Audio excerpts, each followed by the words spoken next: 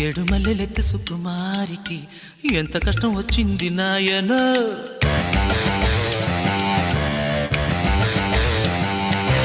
భోగి పళ్ళు పొయ్యాలి బేబీకి ఏవి దిష్టి కొట్టింది నాయనో.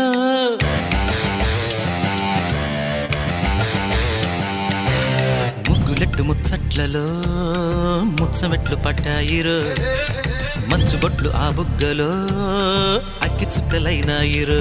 ఎప్పుడైనా నేను ప్రశ్నించావా?